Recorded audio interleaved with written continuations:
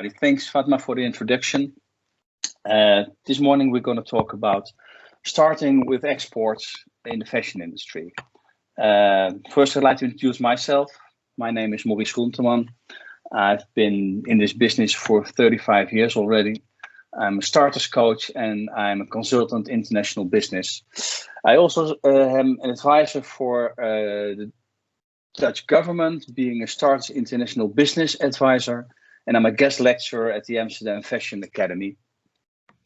And well, because of this experience, I think I know something about exports. And well, I've done that for the last 12 years already, consulting companies in the fashion business, consulting starters in the fashion business.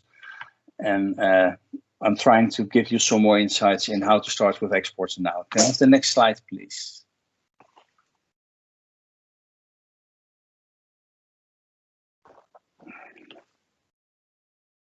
Okay, thank you. The first question is, why are you going to start with exports? What are the reasons why you're going to do that? You have to do it for the right reasons. It's not something that you should take lightly. So the questions are, why are you doing that? Is that because there are no more growth possibilities in your home markets? Is it because you want to spread your risks? Or is it because of the corona crisis at this moment that you don't have any business in your home country anymore? The other thing that can also happen, which happens a lot nowadays, because of the online communities, that you have demand from other countries through your website or through social media. Can I have the next slide, please? Before you start with exports, you have to realize that nothing comes for free.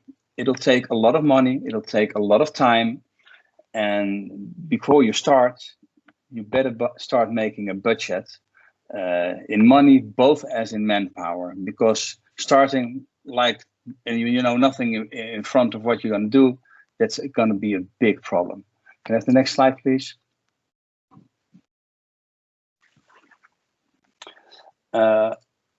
What you want to export is, of course, your product or your service. But as we're talking about fashion, we're not talking about services now. We're talking about your products, men's, women's, children, whatever. You have to know if your product is ready to be exported. Are there any regulations? Are there any safety regulations? If you have children clothes, you have to think about what's safe for children, what's not safe for children. Also very important, where are your goods made? For instance, if they're made in China, you want to export to the United States of America, you might be in a little trouble. So it might be impossible to export your goods to other countries if there are import restrictions. You also have to think about import duties you have to pay. So before you make your calculations, inform at the customs department if there are any import duties into the countries where you want to export to. Also beware of the sizes you're using. Are you using small, medium, large, extra large, or are you using, for instance, 38, 40, 42, 44? If you're using the latter one, please note that the Dutch and German sizes are not the same as the sizes in the southern part of Europe. For instance, a 38 in the Netherlands is probably a 38 in France or Italy or Spain. Very important to have international labeling in your cloth, and also very important to have the right washing instructions. Another thing is, if you want to, for instance, start with the export to Spain, it's very important to have a local address in your cloth, in the labels. If you're starting with little amounts, little clients, that's not a problem. But once you start growing and your competition sees that you don't have a local address in Spain, in Barcelona, Madrid, or wherever, in your cloth, they might tell it to the authorities. You might get in a lot of trouble. So be aware of all the regulations there are. Maybe there are some questions already, Fatma, I don't know. Can't hear you.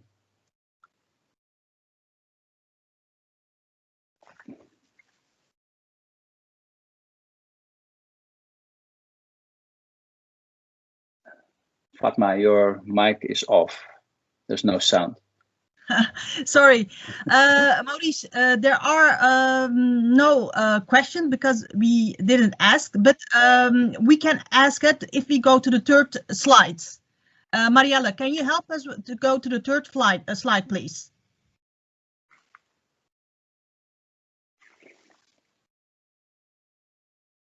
Why start with export? Yeah. I think it's a really important question that you asked, Maurice. So are there and I go to the participants. Do you have any ideas why you want to start with export? Can you please share your ideas in the chat box to start a good discussion about this question? Are there any ideas that we can discuss with Maurice Groenteman? He's an expert in starting with export, especially in the fashion industry.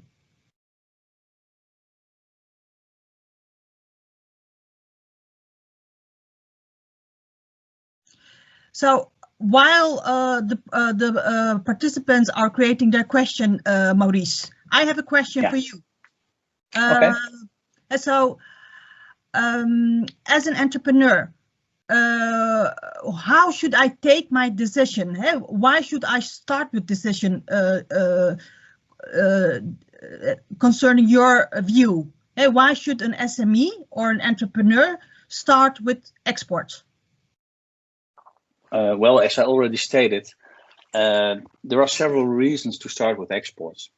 I mean, if you think you have a product that's not just for your own market, but it really has international potential, it's always good to start with exports.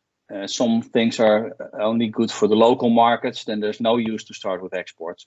Another thing is if you're ready in your home market, if you say you have a product in, for instance, in the Netherlands, and the market is not as big as 20, 25 shops, then of course you need exports to spread the risks, to have better chances to make some money. Yeah, and so, I see already there are coming some questions. I think you made a good note, but before I go to the questions of the participants, I want to check this question with you. We are now in 2021. And we have more possibilities, more tools to follow, to take fact-based decisions.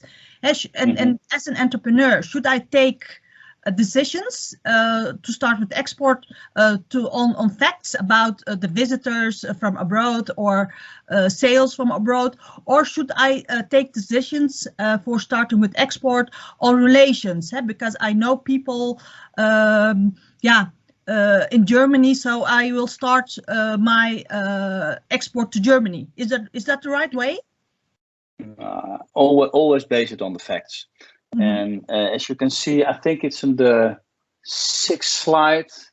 You have to do some research, and either you do the research online behind your desk, or you do the research through a consultant, or through the government, through embassies, whatever. There are several reasons. I can show, if you go to slide number 6, I think it is. Then we go during the presentation. You will go. No, yes. Yeah. Maurice, I think you can do it yourself now. You can take beheer krijgen. Okay. Yeah, I see. So, okay. Yeah, I have a question from Yaman.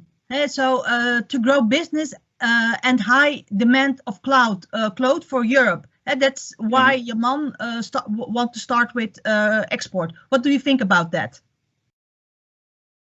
I don't really understand the question.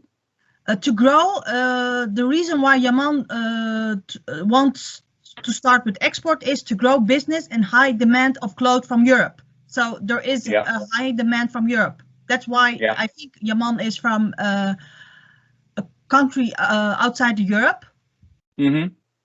So that's the reason why he wants to start with export. Is that the right reason, you think? It's always the right reason if you think you can do business in another country. And of course, there's a lot of demand from for cloth in Europe. The only thing that's important is his fashion, is it suitable for the European market? I mean, so it can be very local, and then that's difficult. But if he has international fashion, of course, always a good reason to come to Europe and to sell your clothes here. Yeah, yes. If I may add, actually, I'm originally from Bangladesh and I live in the Netherlands from last 5 years, and I have done quite few research, and I saw that there is a huge product that is coming from Bangladesh, as you know, and whole Europe. So that's why I would like to bring product by myself from Bangladesh to here. And since I have the huge connection in manufacturing side, I know a lot that's what's happening in Bangladesh. So for me, it's win-win situation. So in that case, that's why I'm putting myself that, okay, maybe I can add more value. Yeah. Well, thank you. In this case, you're not really exporting, you're importing if you're living in the Netherlands already. But of course, it's the same. And if you think you have a problem of no problem with the fashion that can be sold in Western Europe, I mean, if it's not Bangladesh fashion, but if it's European fashion, always a good idea to try it over here. Definitely. Yeah. Okay. I want to go to the next question, Maurice, if it's okay for you. Yeah, sure. I have another note from Melis Özgenç. She is, I think, from Turkey, I guess. She notes she wants to start with export. I think because much lower costs in Turkey. Is that the right reason for you?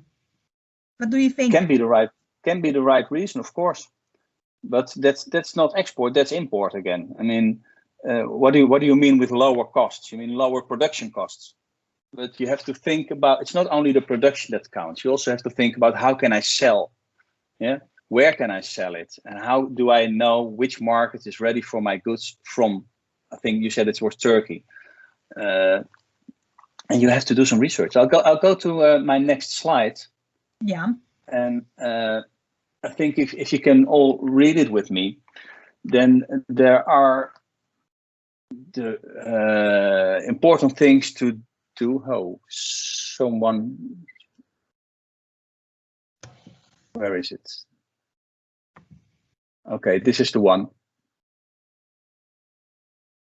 Someone's trying to go through my presentation.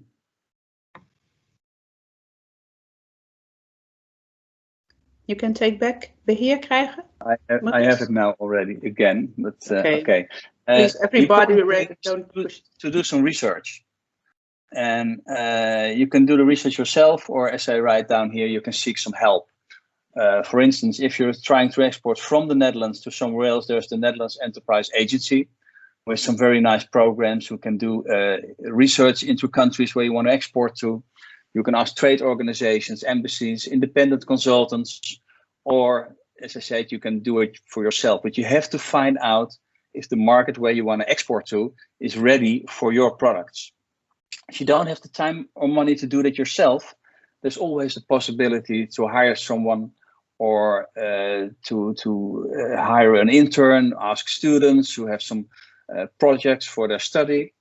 And also very important is, if you want to go to another country, visit the country, visit the region when you want to do your exports to, and have a look at fashion fairs. If the things that you are selling are compatible with the things you see at the fashion fairs, then there's the next thing, and you have to try, and you can start doing your export. Also, very, very important, and maybe even the most important thing, is do a good SWOT. Yeah? Look at your strengths, your weaknesses, the opportunities, and the threats of your company and your products. If you have a look at this slide, there are some things that you can have a look at. Of course, there are many, many, many more things that you have to think about. Like if your design is good, that's good. But if the price is too high, you might have a problem.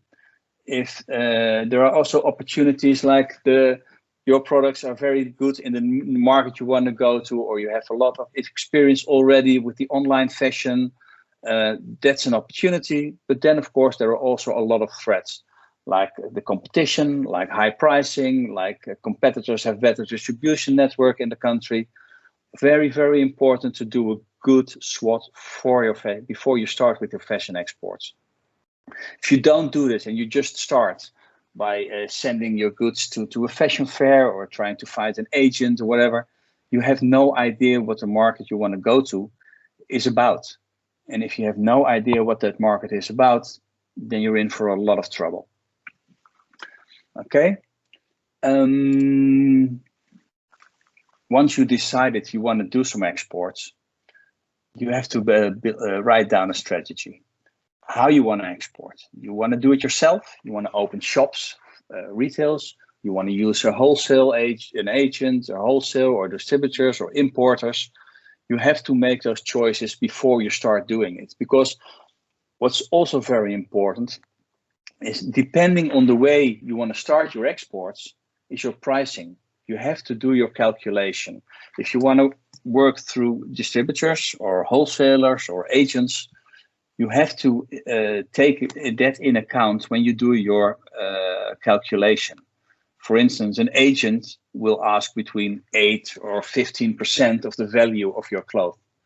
If you don't use an agent, you want to use an importer, you have no control over the price he's going to sell it for. So these are choices you have to make before you start doing the first step in another country. So first,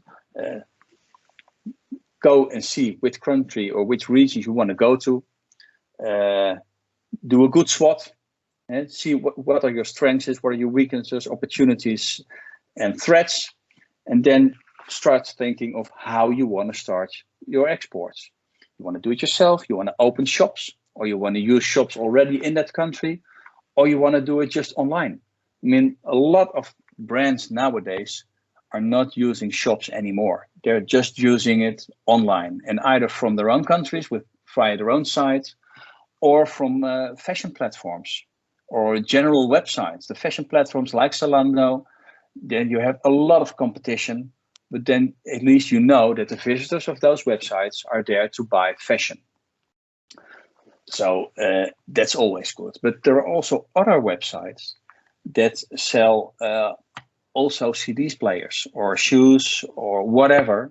And that's also a possibility to start your business. So before you start, think about how you want to start, where you want to start. And well, I think there might be some questions about this. I don't know, Fatma, are there any questions?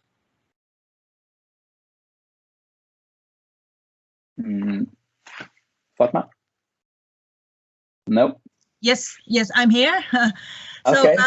Yeah, there is a question about from Elisa, and she asked, does home textile considered in the fashion market in this PowerPoint that you used? So she asked, does home textile considered in the fashion market? What does she mean with that?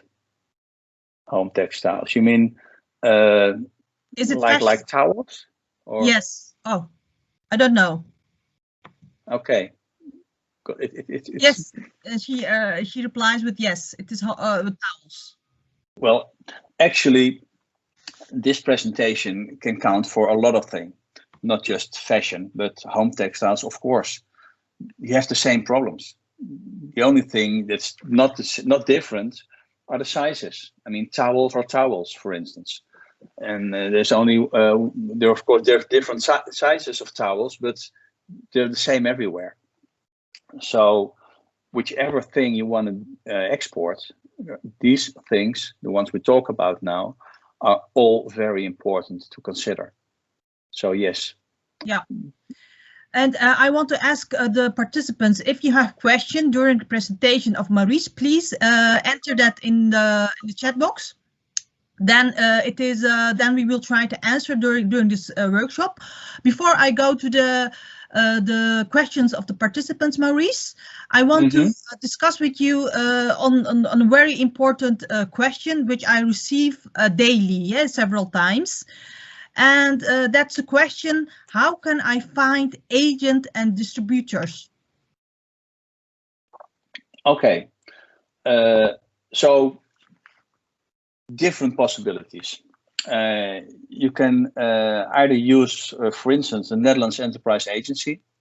You can use local consultants, local companies, or you can go to the fashion fairs.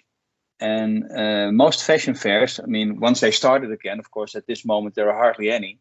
But once they started again, a lot of agents are there with the brands they already represent. So that's one thing, one way to find them. Just go over to the country and introduce yourself. Go to fashion centers. There are a lot of fashion centers everywhere. I think in Netherlands there are about 3, I think. And if you go to Germany, there must be about 15 or 17 of those fashion fairs. Not fashion fairs, but fashion centers. That's where you can find them. But most of them you can find online. And for instance, if your brand is similar like another brand, go to the other brand's website, see how they distribute, see what kind of agents they use.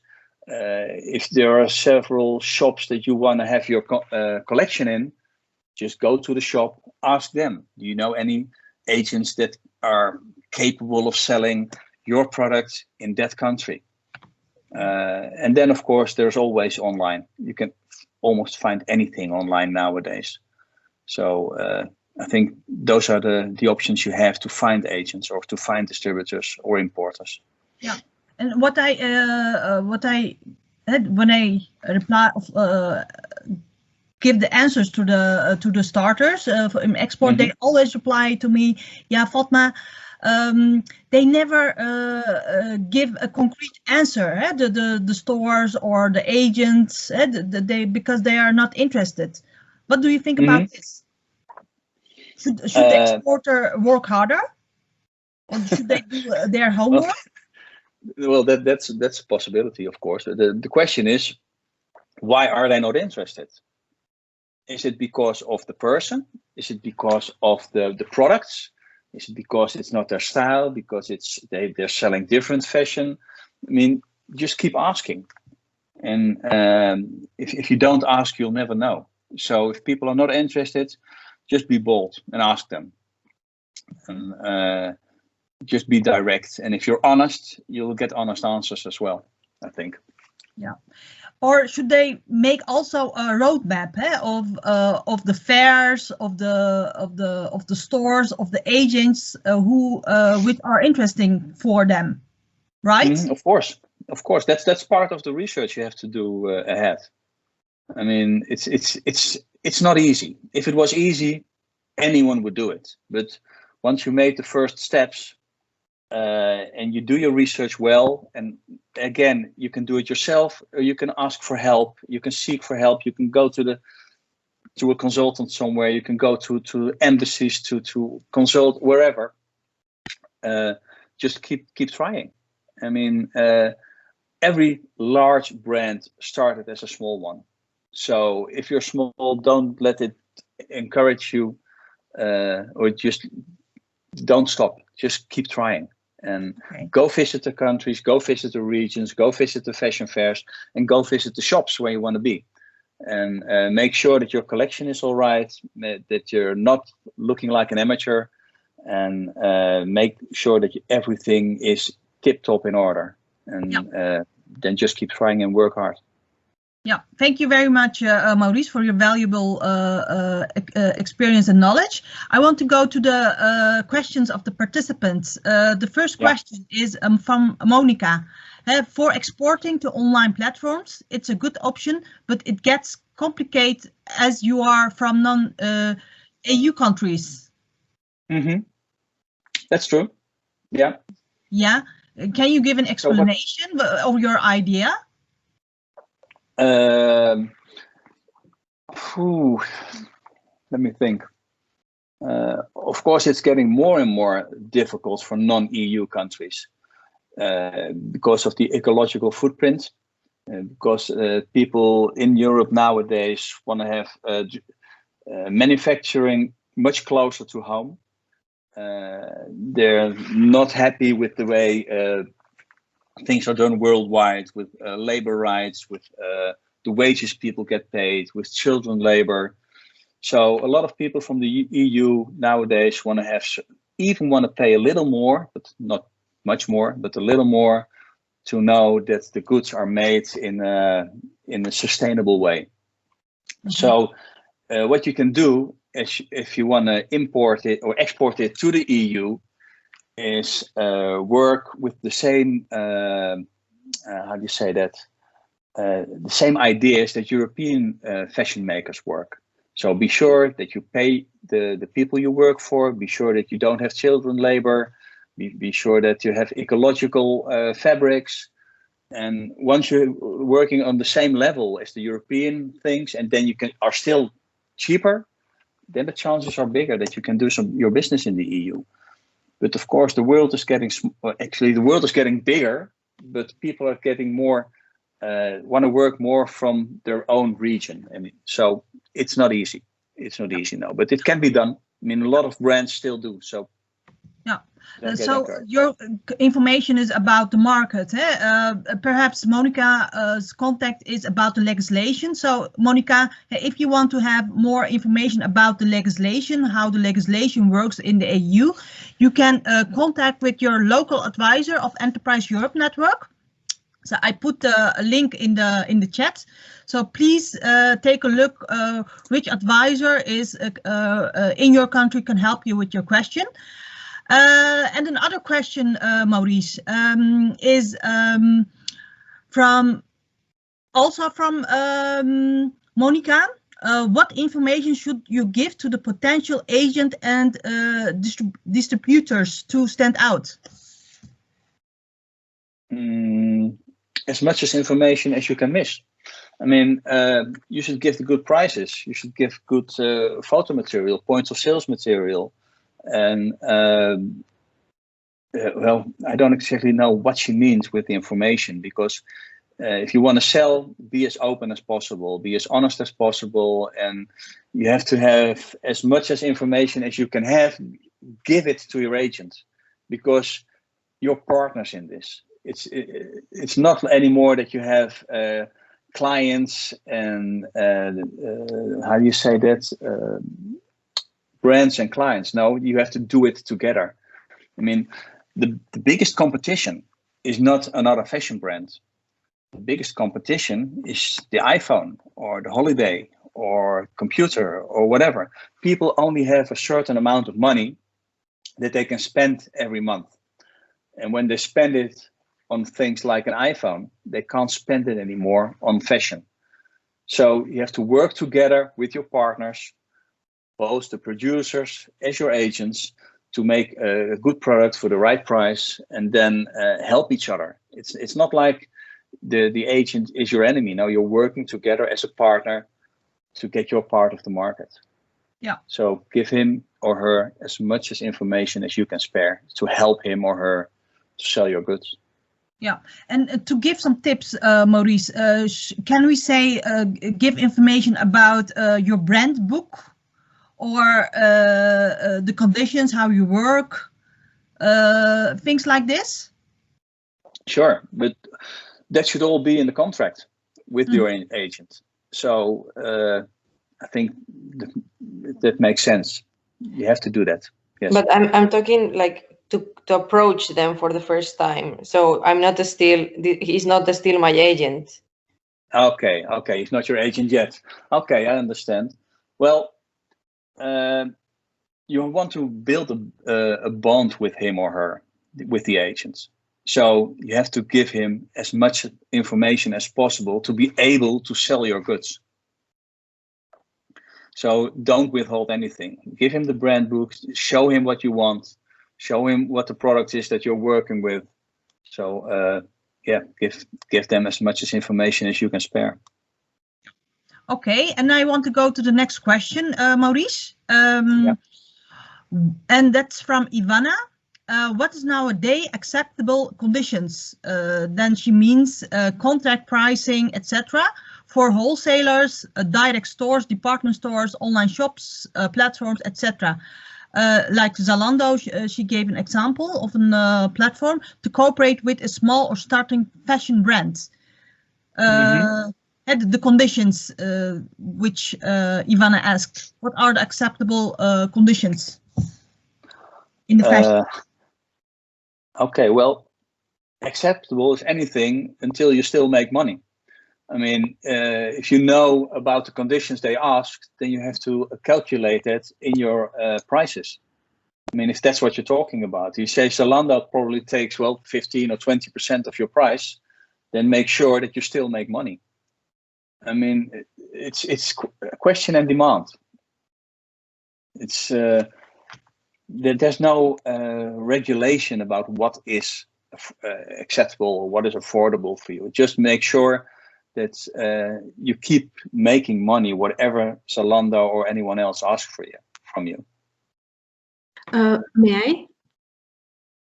Hello. Yes. Yeah, this is Ivana. Just a very quick one, because I have heard that now nowadays, or since last year, the let's say department stores, they will want you to produce a collection, a special collection for them. However, you have to completely take the cost for the production, and they will pay you only after they sell. If they don't sell, they return the whole collection back to me. So is that like something normal that's happening now because of a COVID, or it's not normal?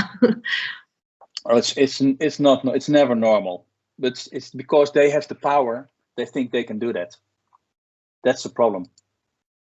That's exactly the problem. If you don't want to work like that, don't do it. But if you want to work with companies like that, and those are their regulations, well, then it's either yes or no. I mean, okay. Don't do anything you don't want to do. Okay, thank you. Maurice, I want to ask one more question. So, because I saw that several participants has asked for this question, is how can I calculate the right price for my product when I start with export? Mm-hmm. You mean like having a different price for the exports than for the local markets? Yeah, for example. Because every product you make, every product you make, you have to calculate a price. And you know what the labor costs, you know what the fabric costs, you know what production costs, you know what insurance costs, you know all the prices. Otherwise, if you don't know all those ingredients, you cannot make your own final price. So the only thing is, do you want to make a different price? Where's my presentation? Well, presentation is gone again. Okay. Do you want to make a different price for exports than for the local markets? That's the big question now. And I usually say always calculate 10% more for exports, because your risks are higher, your costs are higher. But it's not like you have to do that. I mean, it's always your own choice. Can you give some calculation tips, Maurice? Well, no. We can talk about calculations for 2 or 3 weeks. You have to think about the costs first.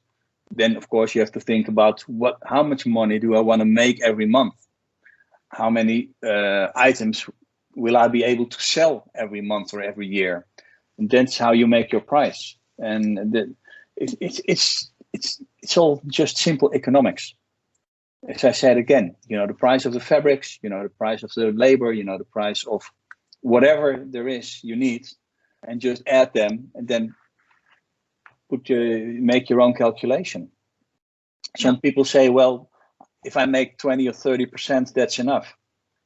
I don't think it's enough, but if you think you can live with that, no problem whatsoever. It's your own choice. Yeah. So if for the process management, Maurice, thank you for your answer. We have now 20 minutes for the workshop. We have several questions from the participants. Do you want to move on with your presentation? Yeah, sure. Well, I only have 2 or 3 more slides, but I think I've lost again that I can do it myself. So someone has to do it for me. Let's go. Was it strategy? Okay, can I have the next slide, please? because this is also very important. Yeah. I think they're not in the right order, because you have to think first about your sales and delivery conditions.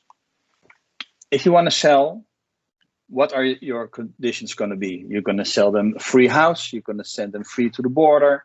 What are your delivery conditions? What are your payment conditions?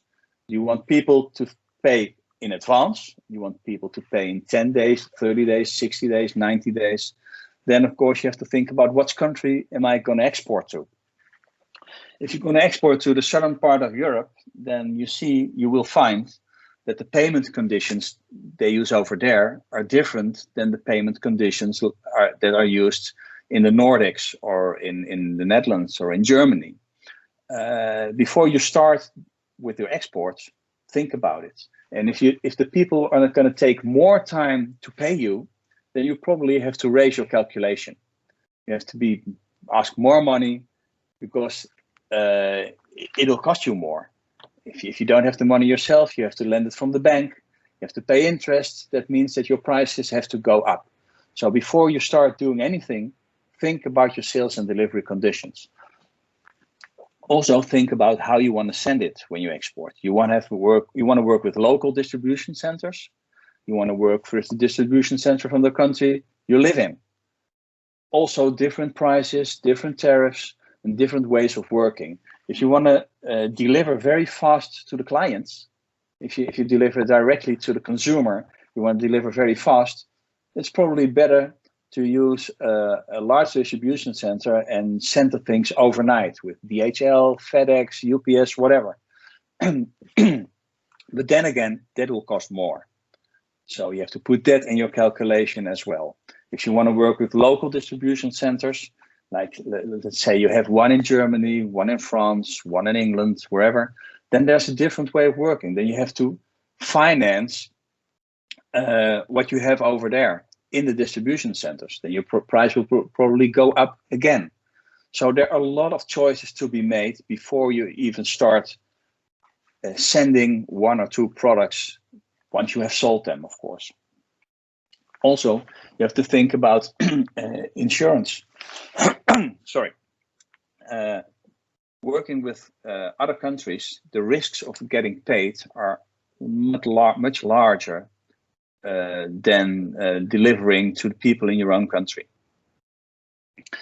So you have to think about insurance. Can I insure the invoices that I use or that I make for my clients abroad or not? Also very important to think about. And then, of course, there is your after sales. If you send to another country, make sure that, let's say if you're sending from the Netherlands to France, directly to the consumer, and there is a complaint, there's a return. Are you able to answer the questions from your French clients? Do you have people in your office who speak the languages of the countries you want to export to? Or do you want to have the people from the other countries to speak Dutch, for instance? They probably won't. So make it an international company. Make sure that your website is in other languages as well, or make a choice that you do it only in English. But then again, know that you might miss a lot of clients that can be able to buy from you, but don't understand the language of your website. So a lot of choices have to be made. And now the presentation is gone again. Okay. Maurice, je kunt hem weer beheer krijgen. Yeah, I see. Just a sec.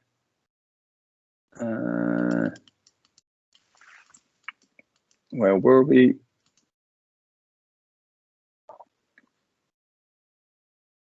Okay, I think that was about it. And then the most important thing is do it step by step. Start with only one export market. You cannot do several export markets at the same time, especially when you're a small company. When you're a starter, it's sometimes even hard to do one market. So trying to do exports, do it one market at a time. If you're a Dutch company, don't start at the same time in Austria, Switzerland, Italy, and Greece, for instance. you probably will not manage that. So do it step by step. Don't run before you can walk.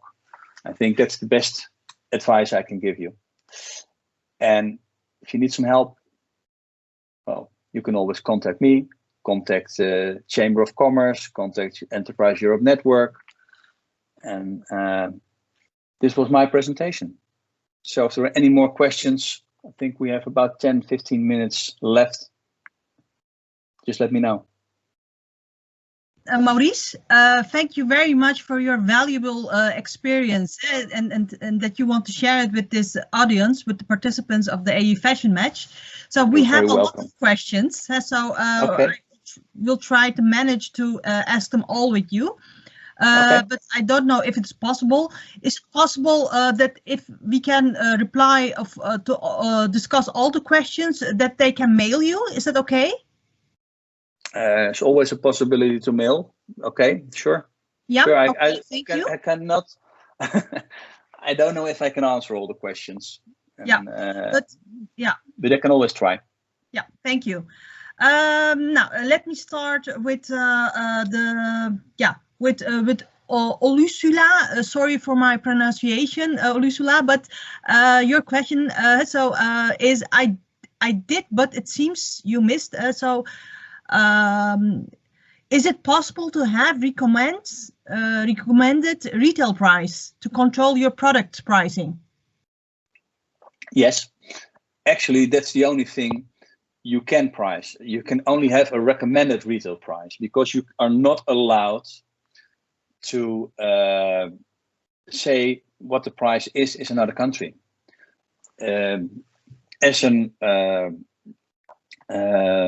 As a brand, you can only give recommended retail prices. You can never tell a shop, you have to sell this dress for, let's say, 200 euros.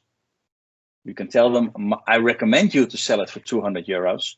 But if the shop owner wants to sell it for 190 or for 210, that's European regulation. You cannot tell them not to do that. So yes, actually, I would advise you to give recommended retail prices, because otherwise there are always people who can ruin your brand by selling it either too expensive or too cheap. If they sell it too expensive, the consumer will think, hey, that dress is much too expensive. I will never buy anything from that brand again. If they price it too cheap, then the competition will be very mad. So yes, always give recommended retail prices. Yeah. Good question. Thank you, Maurice. And I see some participant asked the next question 2 times, so I want to choose therefore those questions. The first question is how to make your way to a fashion week in Europe. And so and another question of that's a question of Elisa. And she asked also the way to the fashion week, but also are there fairs is the fairs only for sustainable brands and sustainable products and textiles? So you have two questions now. Two different questions. Let's start with the most important one about sustainable fashion. I would say 10-15 years ago, sustainable fashion was a marketing thing. Nowadays, if you don't make sustainable fashion, you will not have a place in the market anymore. Everything has to be sustainable. So the question is very simple. Yes, you should work sustainable. And not only with the fabrics, but also with the labor conditions, with whatever there is, always work sustainable. And the other question, how to get to a fashion week? Well, actually, there's only one answer. Be very good. Be different than other ones. And make sure that you're not producing like the same thing your neighbor is producing, but stand out. Be different, be good, be sustainable, and keep trying. And I think that's the only way. If you're producing the same thing someone else is making, you will never get a chance anymore. Maurice, thank you. I think that's a good answer. But I'm asking this question because I'm curious. Why should a label join a fashion week nowadays? I don't think they should. It depends on the market you wanna have. The fashion week is not the only way to sell your clothes. mean, it's only for the top. I think the fashion week. It's very high fashion, but if you're having goods like for the normal clients, there's no need to be at a fashion week. A fashion fair, that can be important. Being there online, that's important. But the fashion week is only for, I think, for high fashion. So, but if you think that you should be there, yeah, just do it. Simple. I want to go to the next question, and that's from Naval. And he asked, what is the best way to settle the price?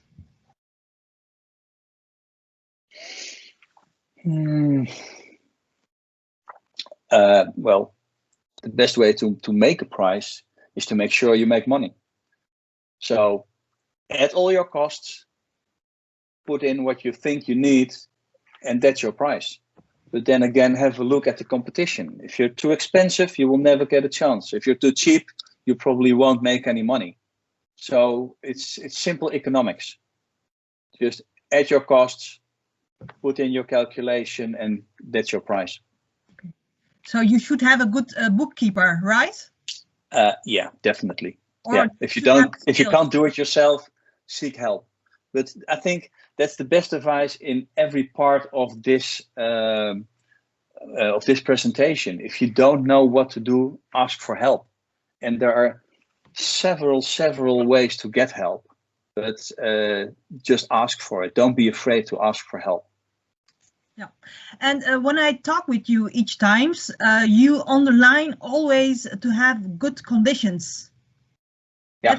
So to start with export or to start with a company, you should have good conditions.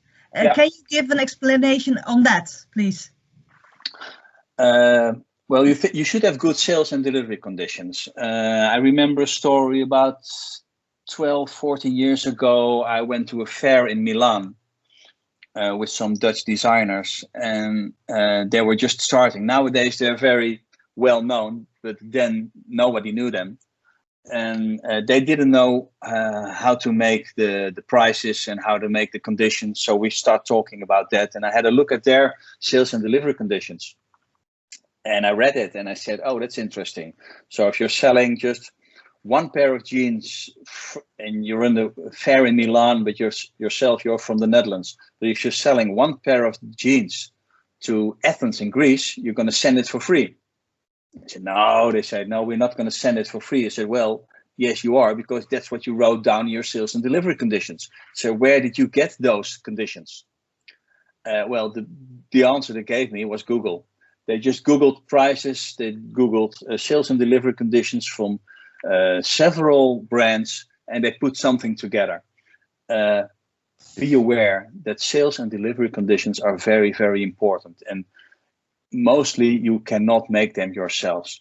Ask them to a lawyer, ask them, go to an accountant, go to a trade organization, go to the Chamber of Commerce. They all have good sales and delivery conditions. If you don't have that, anything can be good. Your collection can be good, your prices can be good, but once your conditions are not okay, you might get in a lot of trouble. So be aware of that. Be sure that the backbone of your company is in order. And so, it's not only the outside, it's not only what the things look like. No, the administration should be in order, the conditions should be in order, the prices should be in order. It's not a one-trick pony. You have to do a lot of things to be ready to start with exports. Yeah, if we can summarize your tips, the keys to success for export is good conditions, good calculation. Is that right? Good research first. Do your research and don't just start doing something, because that might cost you a lot of money. And that's not what you're in for. You want to make money. You don't want to spend money. Yeah. And be aware that you find the right partners. And the right partners is not only the production partners, but also your sales partners. And that's not only the agents and importers, but also the shops. Think about how you want to sell. You want to sell it online or offline, or you want to do it both. But know that whenever you talk about prices on your own website, it's not just for your own market. Nowadays, everyone can see your prices.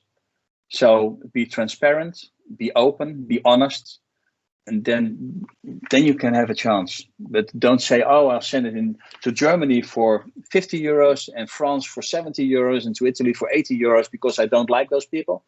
No way, you will never do it. You have to be transparent and to be honest with everyone. I think that's important. Yeah, thank you, Maurice. It's 5 for 12 o'clock, so I think we have room for 2 or 1 question.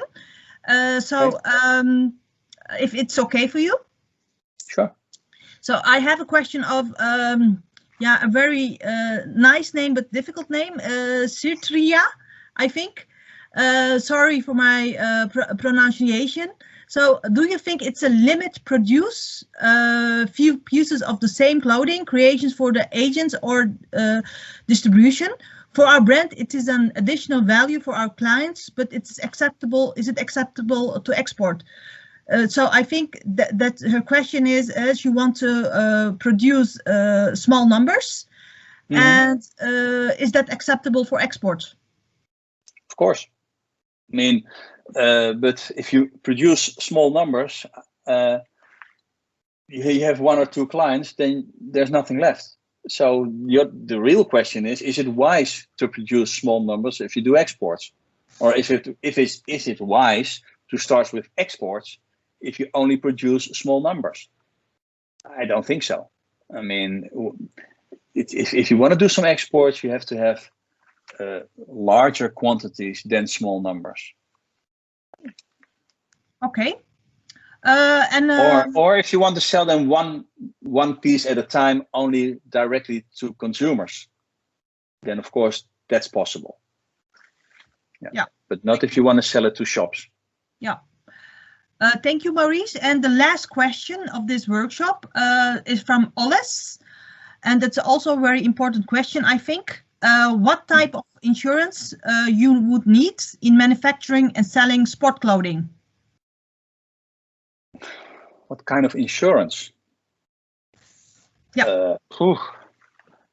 Well, I think the same insurance that you need with all the clothing you wear. So you have to insure what you're buying, to cover your risks, and you have to insure what you're selling, like credit finance. So if you're selling to someone in another country, and let's say you have to invoice them for 4,000 euros, you don't just send the goods. No, you insure the invoice. It'll probably cost you 10, 20, 30 euros, but then you know that you get your money for sure. So selling international means insuring your invoices. So get some credit finance if you can. Of course, nowadays it's difficult, and a lot of companies don't start sending the goods before they're paid. So mostly, if you're selling directly B2C, business to consumers, you have them paid in advance before you send the goods. Yeah. I hope that question answers the question. Yeah, I hope as well. So it's almost 12 o'clock, and I want to thank you, Maurice, again for this workshop. I think it's very valuable information you shared with us, and and you gave some good tips. I hope it is useful for the participants. I agreed with you that because a lot of questions are not answered, so they can mail you, or what participants can do is they can mail me their questions.